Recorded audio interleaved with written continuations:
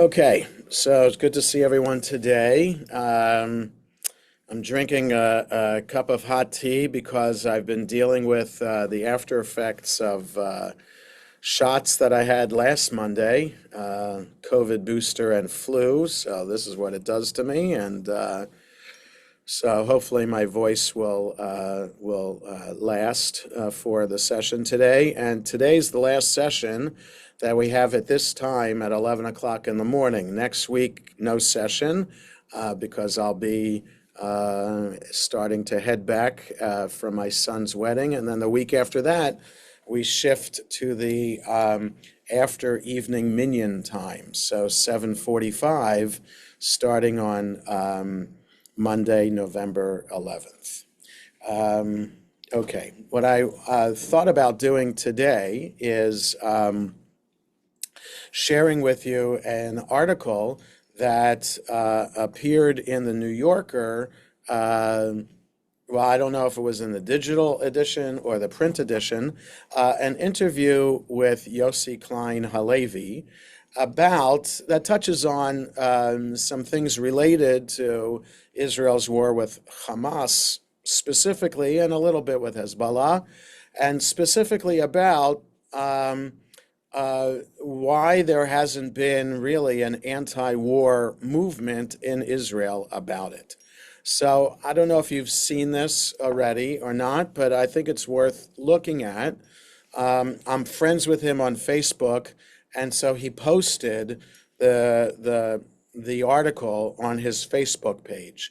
So I copied and pasted it onto a Google Doc because I don't have a subscription to the New Yorker to be able to do it that way. So I'm going to share my screen, and let me make this bigger. This is about as big as I can make it, so hopefully this will be big enough for everybody to follow along. So the article, I don't know even how to pronounce this journalist's last name, but this is what appeared in the New Yorker dated October 24th. And it's, like I said, it's an interview with Yossi Klein HaLevi. I've quoted Yossi Klein HaLevi before. I've quoted him over this most recent high holidays. He's really an important thinker in Israel who writes in English, made Aliyah in the 1980s, and has written for the New Republic and other really serious publications like that, but also is an author and the best-selling book, Letters to My Palestinian Neighbor. So he's known especially by the American Jewish community. I'm not sure how much the Israeli public knows him, but he's an important thinker in the English-speaking Jewish world. And he does a podcast every week with Daniel Hartman called For Heaven's Sake. It's either the two of them and Yehuda Kurtzer, different combinations of the three of them, and it's a really important podcast for those who listen to podcasts. I really don't listen to podcasts myself, but I understand it's up there in the top podcasts in America about Jewish topics, and it's very, very well. Daniel Hartman, Yossi Klein HaLevi, Yehuda Kurtzer are very, very thoughtful people and have a very important take on the nature of the Jewish community today.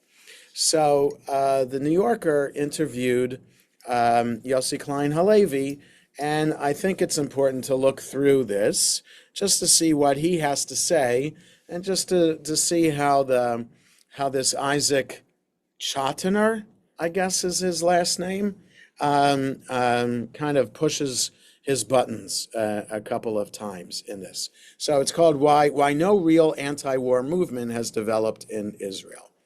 Last week, so he introduces it, last week Israeli forces killed Yahya Sinwar, the leader of Hamas, and the man who orchestrated the October 7th attacks, in which Hamas fighters killed some 1,200 Israelis.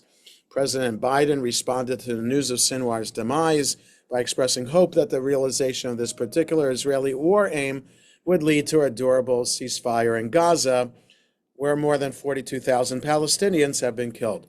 But Israel's Prime Minister, Benjamin Netanyahu, has given no sign that he will allow the war to end, despite the humanitarian toll. Israel is also engaged in an invasion of Lebanon, where its forces are battling Hezbollah. Okay, so we know that, and this is just the background. Yossi Klein HaLevi is a senior fellow at the Shalom Hartman Institute in Jerusalem and the author of the best-selling book, Letters to My Palestinian Neighbor. He served in Israeli Defense Forces in the 1980s, including in Gaza. And this author says, HaLevi and I were colleagues at the New Republic a decade ago, but have never met. I wanted to talk to him about the way that many liberal Americans have come to see the war differently than even opponents of Netanyahu and Israel have, and whether Israelis are getting an accurate picture of the way the war is being fought. So this is interesting, because, and this will come out in this interview, how Americans, and specifically American Jews, understand how the war is being waged, and how Israelis are understanding how the war is being waged. Okay, so that different perspectives there, and what those different perspectives are. Our conversation, which has been edited for length and clarity, is below. We also discuss how the trauma of October 7th played out in Israel's conduct of the war in Gaza, whether Israeli centrists and liberals are placing too much faith in Netanyahu, and whether HaLevi believes the military is targeting civilians in Gaza. So, so there's a bias already against Netanyahu here, and HaLevi, will point that out too, but, I think this makes for interesting reading. So, excuse me again. So you recently told the New York Times this last year has been a slow and painful and essential attempt to reclaim the Zionist promise of Jewish self-defense. For me, the death of Sinwar is a culminating moment in that process. What did you mean by that? So this is HaLevi. What we lost on October 7th were two foundational elements of the Israeli ethos. The first is that we would be able to defend ourselves. This is a country that sent commandos halfway across Africa in 1976 to rescue 100 Israeli hostages, and we couldn't save 1,200 Israelis within the sovereign borders of the state of Israel. Okay? Israeli ethos number one, we take care of ourselves, and we shouldn't have to, we, that is citizens, residents of the state of Israel, should not have to worry about their survival. Okay, so that's ethos number one. And so what Israel did last weekend, that is by attacking military targets in Iran and surviving that mission without any of the planes being shot down, that is that ethos right there. Okay, that Israel is able to go to great lengths in order to save its citizens. So in 1976, we all remember that. I remember that. It was on July 4th, 1976. And that just the fact that, so imagine that, before the internet. So how anything was able to get done before the invention of the internet, it boggles the mind in that what Israel was able to accomplish by going into Uganda, being able to save the hostages on the hijacked plane and suffer one casualty, Bibi Netanyahu's brother. It's a remarkable event to be able to fly all the way from Israel to Uganda, to be able to rescue the hostages, bring them home. Really, really remarkable. And that is what the Israeli ethos is. Also, going into Ethiopia and being able to save, to bring back the Ethiopian Jews to Israel. That's part of this ethos also. And in 1950 or 51, or maybe it was 52, so 4 years after the establishment of the State of Israel, to do Operation Magic Carpet, to bring out all the Jews of Yemen to Israel, and also Jews of Iraq. Really, this is what Israel is set up to do. And it's a stunning, horrific failure on October 7th. Okay, so that smashes the Israeli ethos of like being Superman, that brings Israel to its knees. October 7th brought Israel to its knees. So that's the Israeli ethos that he's talking about. So like I said, this is before Israel went to Iran on that mission. So that kind of brings that back a little bit. Also, what it did with the pagers and the walkie-talkies of Hezbollah operatives, that's another example of this.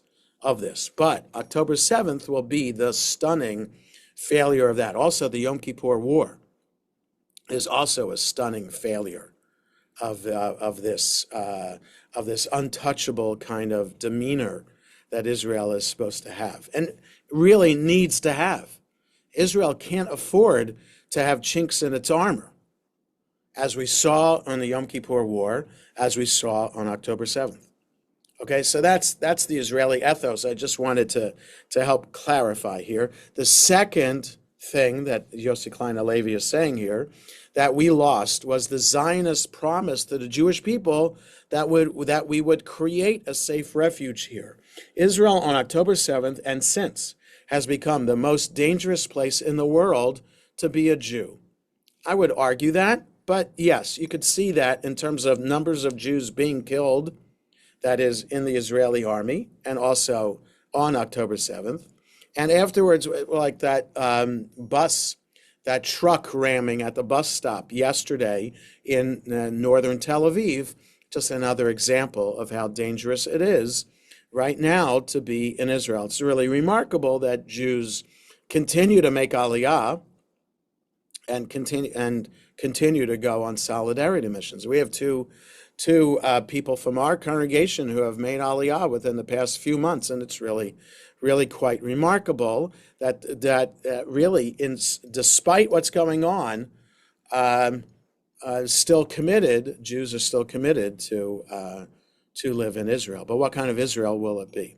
And so it's a combination. The Israeli ethos, we are untouchable, and that we are a safe haven, a safe refuge for Jews around the world. So both those get smashed on October 7th. And so, Klein HaLevi says, and so what this war is about for me is reclaiming the credibility of these two essential elements of the Israeli ethos, right? Israel needs to be the safe refuge because we know with the rise of anti-Semitism here and more exponentially around the world, that we know we need to have a safe refuge.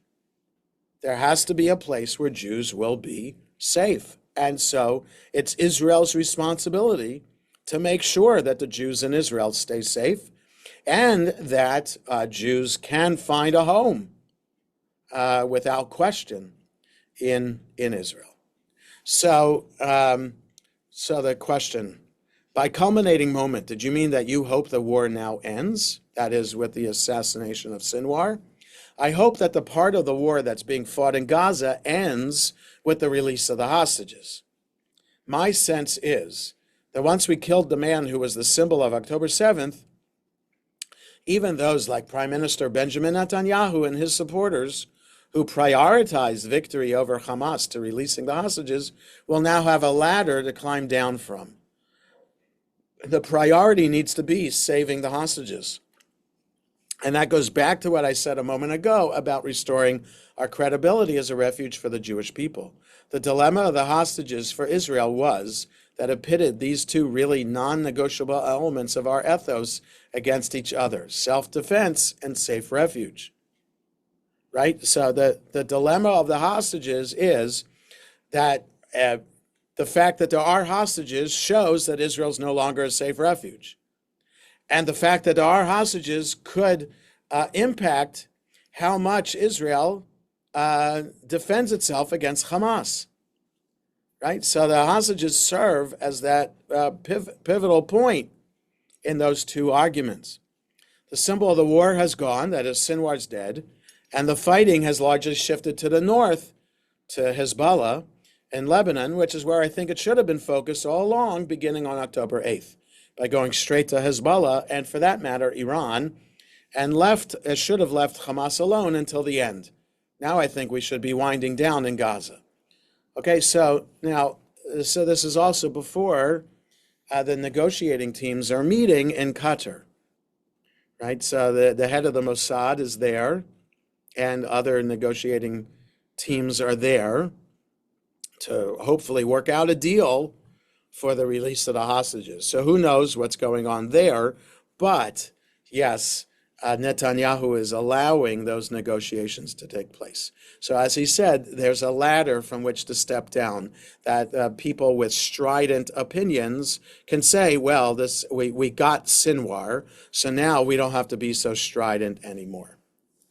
So now the next question. You recently wrote a piece in which you argued effectively countering evil requires uncompromising resolve. You also wrote that after October 7th, Israel had to decide to pursue Hamas operatives wherever they are based, including hospitals and mosques. The terrible result has been Israel's most brutal war and one of its most necessary. So are you saying that all of this could be done within the laws of war and so on? Or are you saying that Israel really needs to respond overwhelmingly and collateral damage, to use a euphemism, be damned? So in other words, they were getting to a question about how to understand this ethics of war when it comes to civilian casualties. So he answers, look, from the beginning the question was, what would constitute too many civilian deaths? The obvious answer is one too many. Okay, so that is the Jewish answer, right? When you're fighting a war, you don't want there to be civilian deaths. And any civilian death is one too many. Okay, so that clearly has to be the underlying ethical principle. But if you've determined that the future of Israel depends on removing from our border these genocidal regimes like Hezbollah and Hamas, then the question of proportionality shifts, right? So in other words, you can't remove Hezbollah and Hamas without civilian casualties. Then the question is, how many civilian casualties would be too much? By the way, so Israel's fighting in northern Gaza as we speak, and Hamas has been in a hospital, based in a hospital in northern Gaza, and have used ambulances in order to escape. So how do you fight an enemy like that? Because how does Israel know for sure that only Hamas operatives are in an ambulance? Maybe there actually are innocent civilians in an ambulance. So how can you fight an enemy that fights like that? Right? So that's the issue. My understanding of the laws of proportionality is that the number of civilian casualties needs to be proportional to the military goal. In the past, Israel had limited military goals in Gaza. And after October 7th, the ground rules changed and the goal changed. Once you've defined a total goal, the question of proportionality adjusts. Look, it's a brutal thing to say, and it's an unbearable thing to say. But if you believe you're fighting an existential war, and I believe we are, then I don't think we have a choice. So in other words, Israel's survival is at stake. Right? So that, and I think he's going to say this, and if he doesn't say it specifically, it's understood. Everybody in Israel understands that Israel is fighting an existential war. And there's nobody who disagrees with that in Israel, no matter what their political perspective is. So if you're fighting an existential war, then almost everything else goes out the window. In order to save yourself, you have to do anything possible. and even if it involves a disproportionate amount of civilian casualties. So they're going to get into what's the disproportionate amount. The way I answer the question, the way I understand proportionality is that military actors need to take account of the military advantage and weigh that against what will happen to civilians. It doesn't mean that if you define your enemy as totalitarian, then you can do whatever you want in fighting a war. In other words, right? So the question is, if you say your enemy is totalitarian, evil, does that mean that that all the civilians are evil? It doesn't mean that. And Klein HaLevi agrees, absolutely. And according to the laws of proportionality, each incident, each military decision needs to be weighed on its own merit. There is no blanket permission to destroy Hamas at any cost. I'm certainly not convinced that every decision we took would pass the measure of proportionality, but I do believe that on the whole, the way we have fought this war is really the only way that you can fight a war with this goal. If the goal is to eradicate Hamas and Hezbollah, then you have no choice but to have civilian casualties, right? So it's terrible, it's tragic, but that's the way it is. And so when ethicists will then write about this war after it's over from a military ethical perspective, they'll have what to write about. And they'll have to understand, well, what were the operational goals, and then how do those goals then impact ethics? Okay, and it's important. And these are important discussions to have for the soul of the nation conducting this war, right? It's clear that Hamas and Hezbollah don't have a soul in a moral sense. They are without a soul. But Israel does have a soul, and from a religious, moral, and ethical perspective. So when you have a soul, then you have to grapple with these questions. And it's only right to grapple with these questions. Sometimes it's hard to do this in the midst of war, but it has to be done. And it has to be understood that the army, Israel's army, fights with these ethical standards in mind. Okay, one of the reasons I wanted to talk to you, the question goes on, a Jew who was born in America and then moved to Israel, that's Yossi Klein HaLevi is that it does feel that there's a difference between the way that many American liberals or progressives see the war and the way that Israeli liberals, or at least Israeli opponents of Netanyahu, like yourself, see this war. I don't know if you consider yourself a liberal. So he answers the question, liberal in the decidedly non-progressive sense. So I'm not sure what he means by that, but I think what he means by that is the following. So when he answered the question about, by saying above, that one civilian death is one too many, that's a liberal perspective on how to fight a war. Whereas a conservative or hawkish perspective would be, enemies be damned, we kill until our goal is reached. That would be a hawkish kind of response to the war. You can understand that some in Israel might have that perspective, but a liberal perspective when it comes to values would be how Klein HaLevi answered the question. Right? And a liberal answer to the question about hostages would be, you need to do whatever you can to bring the hostages home. Okay? So I think those are a liberal perspective. But in terms of progressive, what does a progressive liberal in Israel mean? I think that's somebody who would be a member of or vote for the progressive liberal parties in Israel, which are almost non-existent politically in the Knesset anymore. So that would mean Meretz and Labor, but as those kinds of parties who stand for a more democratic state of Israel as opposed to a Jewish state of Israel. Okay, so let me just spend a moment on that. So most Jews in Israel believe that Israel should be a Jewish democratic state. Okay, by Jewish meaning that it should be that it should represent a majority Jewish perspective and population in terms of Shabbat.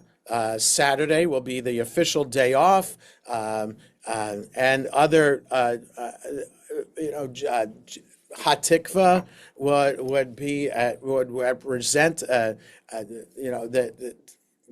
right that Hatikva rightly represents the Jewish nature of the state of Israel. So most Jews in Israel agree that Israel should be a Jewish state.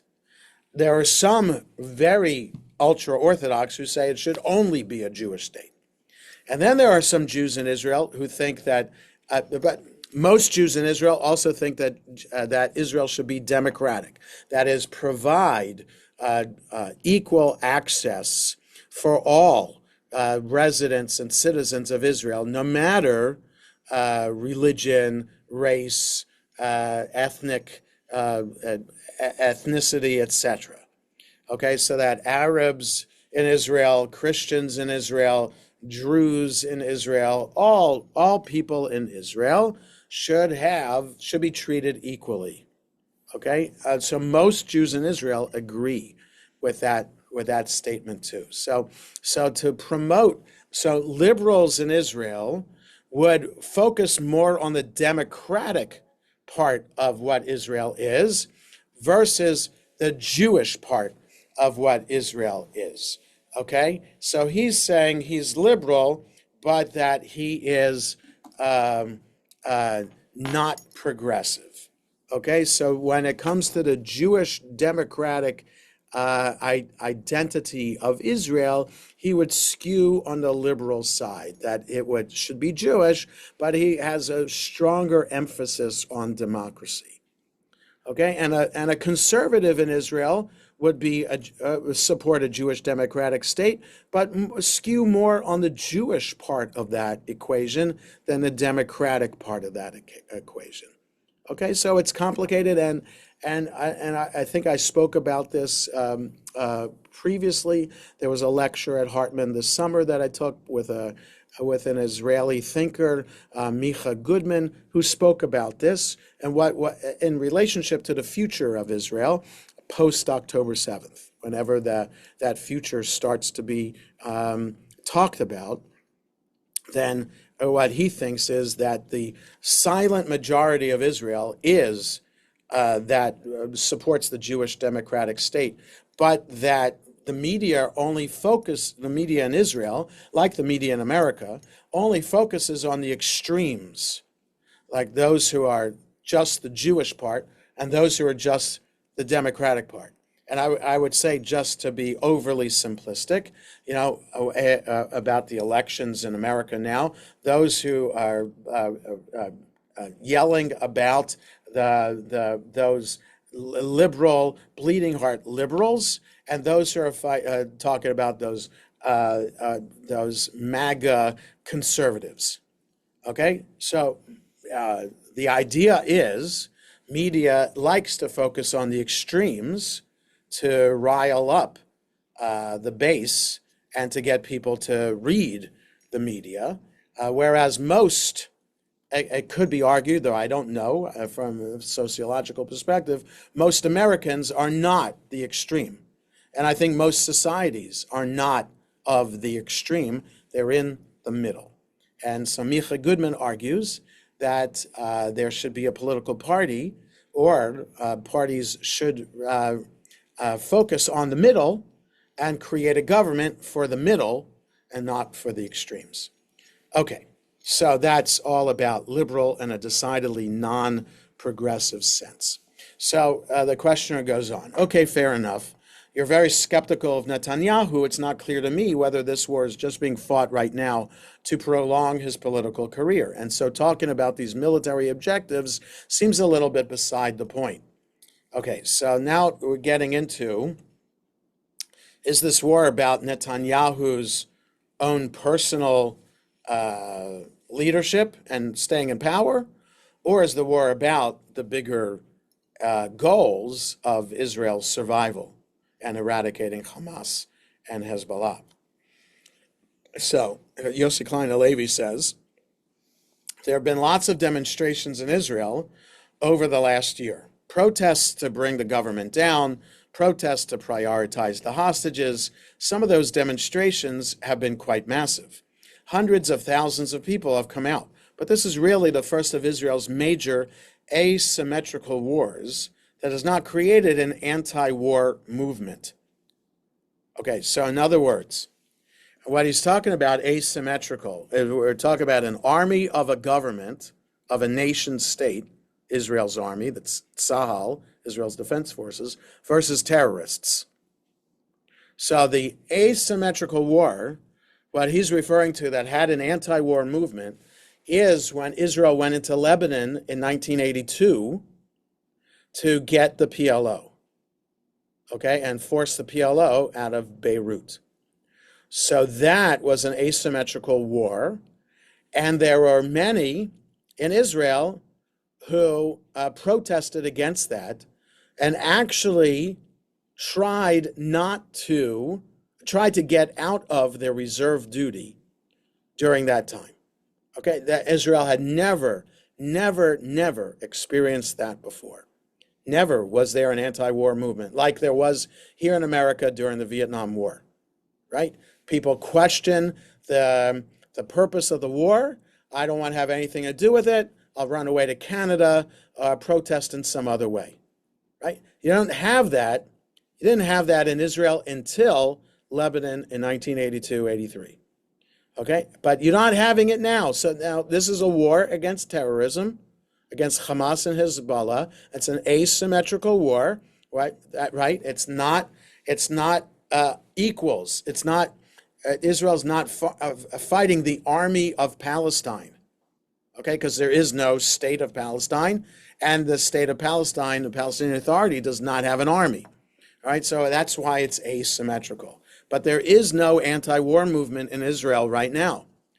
What that tells me, Klein HaLevi says, is that no matter who would be in power, no matter what party, you would basically see the same conduct in this war, whether it was Benny Gantz or even Yair Golan, formerly of the Labor Party. Okay, so in other words, no matter who's in charge, they'd have the same goal of the war, that is to eradicate Hamas and Hezbollah. Okay, so the questioner is going to try to pin them down on that. So there's really a disconnect in the way that many people abroad, you mentioned American Jews in particular, see the legitimacy of this war, and how Israelis almost across the spectrum see this war. In other words, Israelis see this as a legitimate war, and even with the death of the casualties, the Palestinian casualties, still see this as a legitimate war, and there's no anti-war movement protesting the conduct of the war in any way. Whereas in America and other places, there have been protests against Israel's conduct in the war because of the Palestinian casualties. On October 8th, Klein HaLevi goes on, Israelis from Yuval Noah Harari, who has written, he has a book, Homo Deus, and other books like that. He's a liberal thinker. To Itamar Ben-Gvir, ultra-right in the government, reached the same conclusion about the goal of this war and the way in which we fight this war. That moral consensus is held, right? So still, October 8th, the most liberal to the most conservative agreed in Israel, we got to fight back.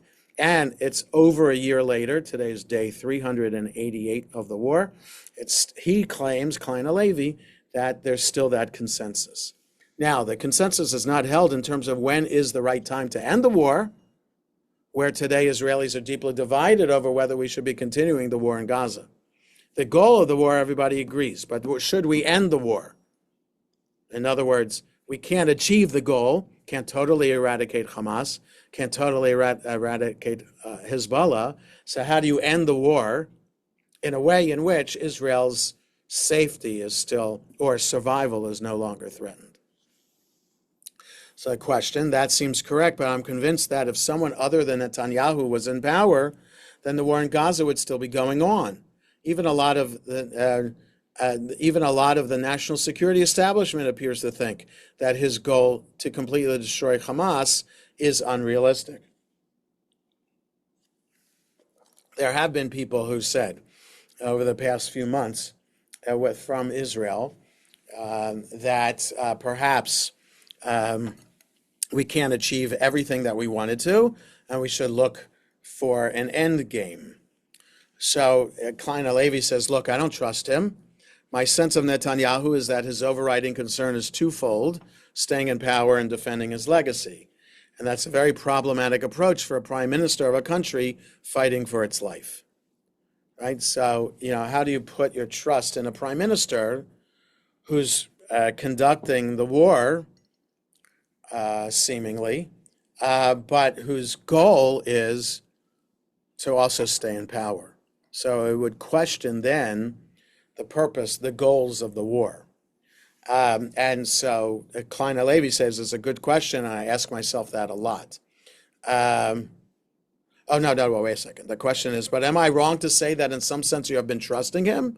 Because you're assuming when you talk about this war that he's fighting it for the reasons that he says, which is for military objectives, not to keep his political career going or whatever else.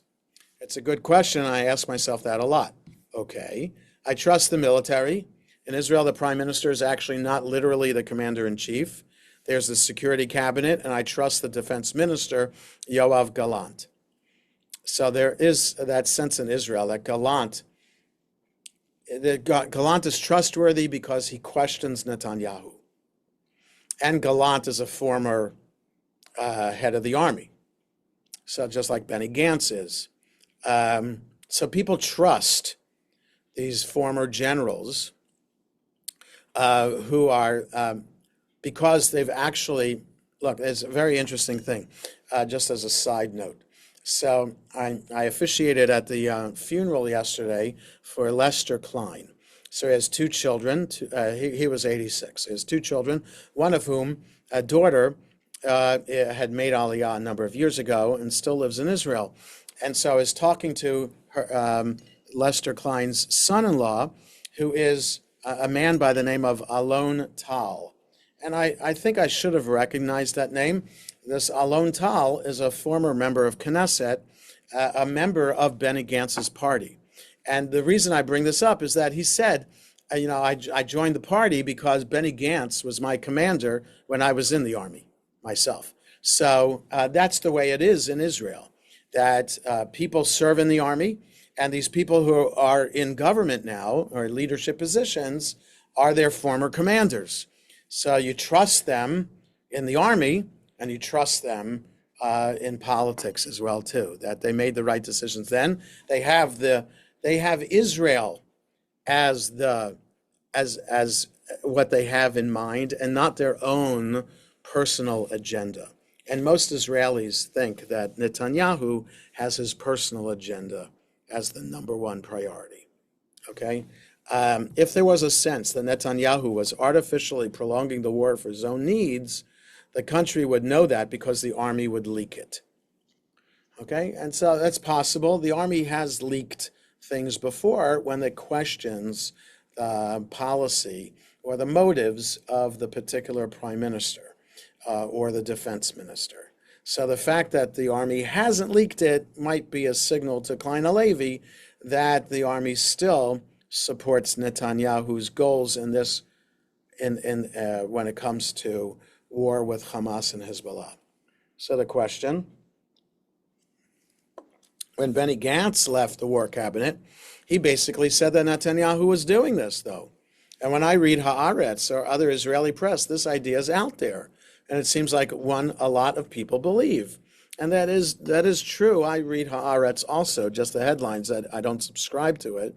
And it seems that Haaretz is pretty critical of the government, of Netanyahu, and also of the aims, the goals of the war.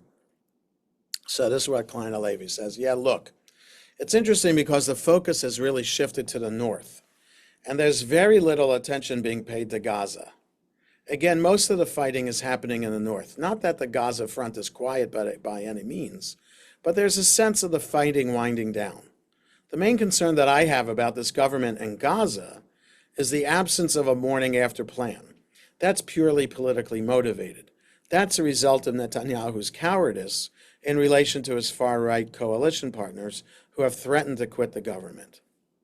Well, there's one way to avoid having to get a morning after, right? Yeah, that is to keep on fighting. Yeah, true, but it's interesting because it's not really the main focus here and now. I want to talk about this idea that Israelis are seeing a different war than much of the rest of the world is seeing. How do you wrestle with the reports of the Israeli government intentionally denying aid to people who are starving? What do you tell yourself about why that's happening? I just want to say, before I look at his answer, Klein HaLevi never answers the question. He will never answer the question about denying aid to people who are starving. He's going to talk about it in a different way. So I just think that's interesting. And the questioner is going to push him, but he still doesn't get to the denying aid to people who are starving. First of all, you're right. We're seeing a different war than you're seeing. There's been a failure of Israeli media.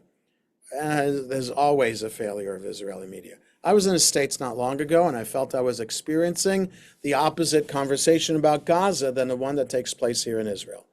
It's almost as if we're speaking about two different wars. In Israel, the conversation often assumes that there are no innocent civilians in Gaza. They're all Hamas.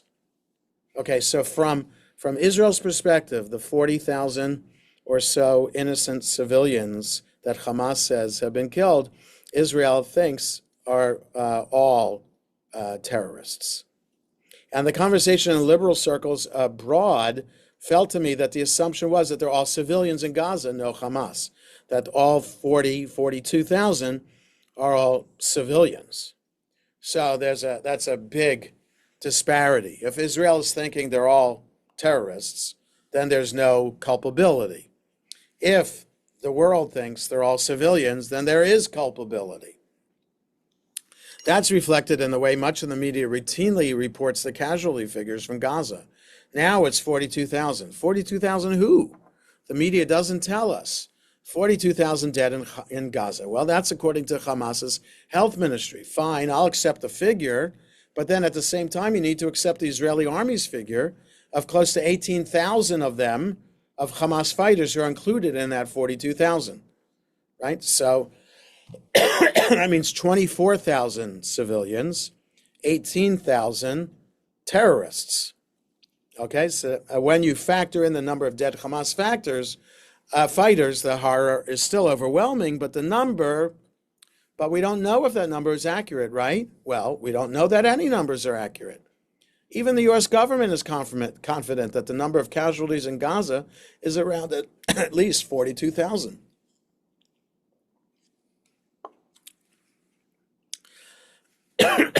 There's reason to believe that there may be tens of thousands more people buried under the rubble. If 18,000 Hamas fighters are included in this 42,000 figure, then we're well within the norm of the ratio of combatants to civilians killed in other asymmetrical wars. And yet this war is being treated as somehow uniquely different, qualitatively different. That's where I feel outraged. What makes this so difficult is when you're being accused of committing crimes that you know you haven't done, of intentionally murdering civilians. And in Israel, we all know the IDF because we are the IDF. I'm sure the IDF has not done everything it should do in this war to prevent civilian casualties. I'm also sure the IDF did not deliberately target civilians. When you're accused by a lynch mob, and that's what I feel, and that's what it feels like, of committing crimes that you know you haven't committed, it's very hard to have a nuanced conversation about the ethics of war.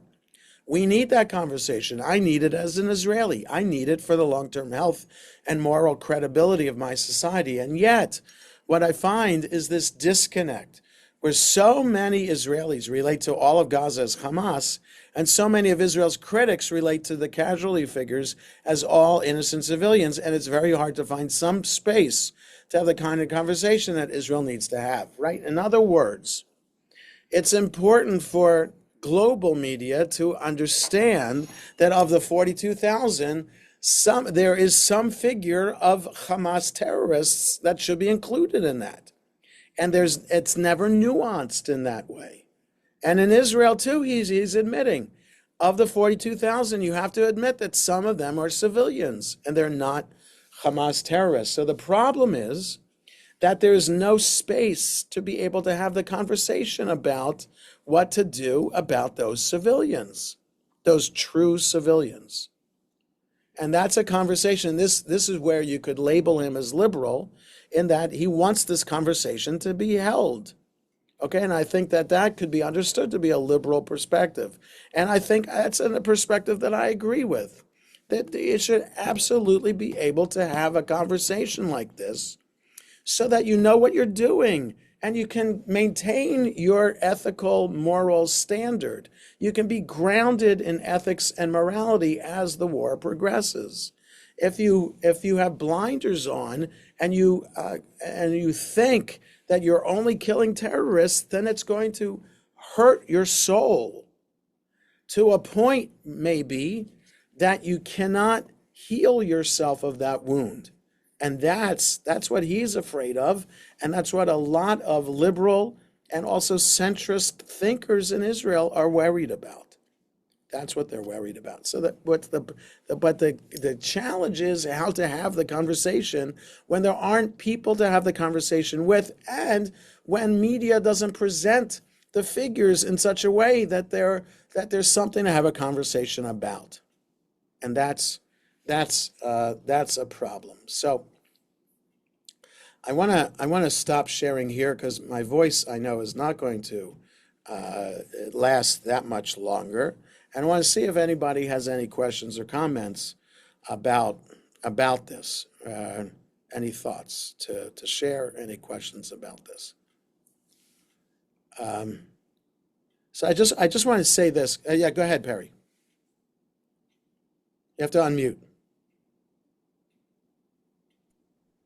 Go ahead. I think this morning's discussion pretty much proved to me that this is well above my pay grade, and that I'm likely to agree with the last person that spoke because it is so complicated. Yeah. But if there's one thing that bothered me this morning, it was your comment about the ethicists when everything is all said and done. Yeah. Yeah. And the only reason I would ever listen to any one of them is if they themselves, their country, their family, their county was ever under an existential threat. Well, I think so. I would say this: the ethicists that I'm thinking about are Israeli ethicists. Okay, so I mean there would be others around the world who would study it, and they would study it they'd have everybody, no matter how objective a scientist, that is an academician you come at it with some kind of bias. So my bias would be, as a Jew, what would American Jewish ethicists, what would Israeli Jewish ethicists have to say about the conduct of the war? And I think that is something that is worth debating. It's like a conversation that might have been held in Israel in the early 60s about what to do with Adolf Eichmann now that he was brought to trial in Israel, right? And there was a conversation about whether he should be executed or not. Now, he was executed, the only criminal in Israeli jail who was executed. They didn't have a death penalty on their books at the time, right. There's no death penalty in Israel. That's right. That's right. So, the ethical debate that took place about that is something that is worth having, because a society, look, a person, in order for a person to be a living, ethical, moral person, you have to think about everything that you do all the time. And so then you carry that forward to a community, and then even more forward to a country. And if a country wants to claim to be ethical and moral in its values, then it has to have an ongoing conversation. You're muted again. I can't help but relate this back to your sermon on the second day of Rosh Hashanah in meeting with the other clergy. Right. So it was like we're talking at cross, like we're talking apples and oranges, and it was very eye-opening to me and disturbing to me. So, so, so that's why Klein HaLevi pointed out I'm liberal, but I'm a non-progressive liberal. So the conversation I had were with progressive liberals who were clergy. Progressive liberals see the death of civilians as a major crime against humanity. Yeah, and so I'd like to see myself as liberal in some ways like that as well. And so yes, the death of civilians is a crime against humanity. But they weren't able, the clergy that I had the conversation with, were not able to see the nuance. We're not able to understand that they did agree that Hamas was a terrorist organization. That they were able to agree with. But they were not able to understand that at the time that I had that conversation, it was 18,000 civilians, something like that, 18,000 people that the Hamas health ministry said were killed in Gaza. They were not able to understand that some of them, so whatever figure, were terrorists.